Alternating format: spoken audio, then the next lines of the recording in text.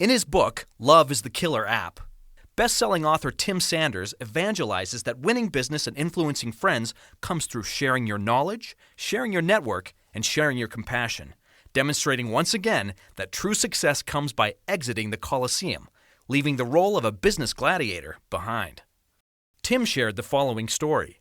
Chris had worked with me for only a few weeks when I invited him to join a meeting. He sat through the presentation stony-faced and silent until asked by the lead consultant if he had any comments. "This has been totally bush league," he said. "I can't believe that we actually pay you to do this." He went on to point out many serious flaws in the consultant's research. By the time they'd slunk out of the room, Chris had embarrassed me and everyone else present. He didn't quite figure this out until the next month's meeting, to which he pointedly wasn't invited. Poor Chris. He was armed to the teeth, well-educated, and wired for decision speed.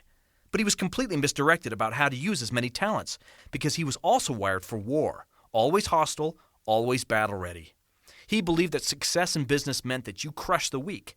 He was doing what he'd been told to do, win at all costs. But it didn't feel like winning. One day he sent me an email. "I have to change. What do I do?" "Offer your wisdom freely," I replied. "Give away your address book to everyone who wants it, and always be human." We went right to work, and today I see a more potent Chris.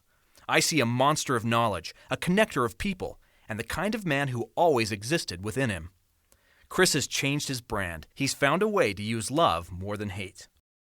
I believe that the most important new trend in business is the downfall of the barracudas, sharks, and piranhas, and the ascendance of nice, smart people. Some very brave companies, such as Cisco Systems, already measure themselves by the quality of their relationships with their customers, rather than by victories over their competitors. Those of us who use love as a point of differentiation in business will separate ourselves from our competitors, just as world-class distance runners separate themselves from the rest of the pack trailing behind them.